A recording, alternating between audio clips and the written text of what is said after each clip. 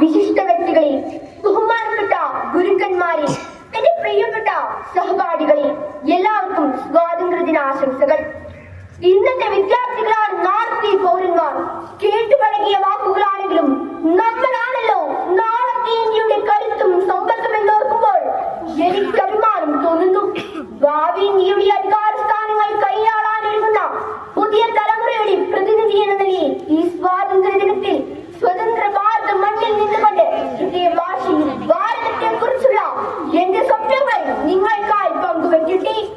എന്റെ സ്വപ്നത്തിൽ സാമൂഹ്യ ക്ഷേമ പ്രവർത്തനത്തിനുള്ള പുത്തൻ ചക്രവാളങ്ങളുണ്ട്, നീതിന്യായ വ്യവസ്ഥയിൽ വരുത്തേണ്ട പരിവർത്തനങ്ങളുണ്ട്, സാഹിത്യ ലോകത്തെ കുറിച്ചുള്ള ആശങ്കകളുണ്ട്, വിദ്യാഭ്യാസ മേഖലയിൽ വരുത്തേണ്ട മാറ്റങ്ങളുണ്ട്.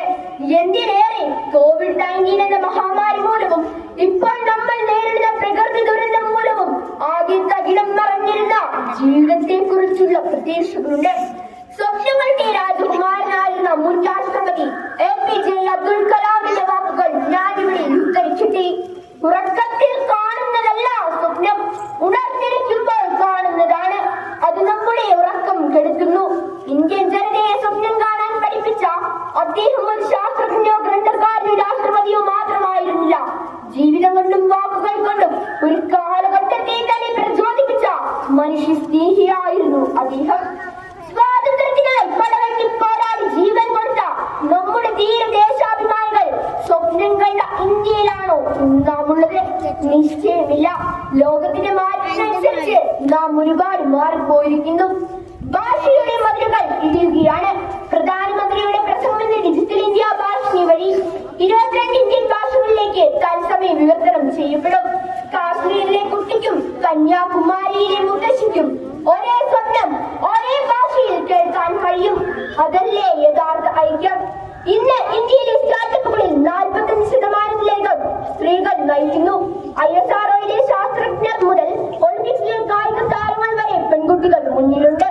നമ്മുടെ സ്വാതന്ത്ര്യം അർത്ഥവത്തമാകുന്ന ഓരോ ആൺകുട്ടിക്കും പെൺകുട്ടിക്കും തുല്യ അവസരം കിട്ടുമ്പോഴാണ്. പ്രിയ സുഹൃത്തുക്കളെ, ഈ വർഷം നമ്മുടെ കേരളത്തെ വീണ്ടും ഒരു ദുരിതം തേടിയെത്തി. 2026 നമ്മുടെ വയനാട് ജില്ലയിൽ കള്ളാടിയിലുണ്ടായ മണ്ണിടിച്ചിൽ. കനത്ത മഴയിൽ മണ്ണിടിഞ്ഞ് നിരവധി കുടുംബങ്ങൾക്ക് വീട് നഷ്ടമായി. കഴിഞ്ഞ വർഷം മുണ്ടക്കായിലും ചൂരൽമലയിലും നടന്ന ഉരുൾപൊട്ടൽ നമ്മൾ ഇതുവരെ മറന്നിട്ടില്ല. എന്നാൽ ആ ദുരന്തത്തിന് നടുവിലും നമ്മൾ കണ്ടത് കേരളത്തിന്റെ ഒറ്റക്കെട്ടായ പോരാട്ടമാണ്. രക്ഷാപ്രവർത്തകർ, സന്നദ്ധ സംഘടനകൾ, സൈന്യം, നാട്ടുകാർ എല്ലാവരും ഒരുമിച്ച് നിന്ന് മനുഷ്യൻ തുണയുന്ന യഥാർത്ഥ അർത്ഥം അവിടെ നമ്മൾ കണ്ടു. 80ാം സ്വാതന്ത്ര്യ ദിനം ആഘോഷിക്കുന്ന ഈ വേളയിൽ എനിക്ക് നിങ്ങളോട് പറയാൻ ഒന്നു മാത്രം. ഇന്ത്യയോടുള്ള നമ്മുടെ സ്നേഹം പ്രകടിപ്പിക്കേണ്ടത് വർഷത്തിൽ ഒരിക്കൽ നടക്കുന്ന സ്വാതന്ത്ര്യ ദിനാഘോഷ വേളയിൽ മാത്രമാകരുത്. രോഗിയായ മാതാവിനെ കാണുമ്പോഴുള്ള വേദന ഭാരത മാതാവിന്റെ തകർച്ച കാണുമ്പോഴും നമുക്ക് തോന്നണം. ഇന്ത്യയെ മുഴുവൻ ഒരു കുടുംബമായി കാണാൻ കഴിയണം. ജ്ഞാനാർത്ഥത്തിൽ ഏകത്വം വരണം. ദുരിതമുഖങ്ങളിൽ ജാതിയും മതവും രാഷ്ട്രീയവും മറിഞ്ഞ് പരസ്പരം താങ്ങാവാനും വിശക്കുന്നവർ അന്യമാകാനും കണ്ണീരൊപ്പാനുമുള്ള മനസ്സുണ്ടാകണം.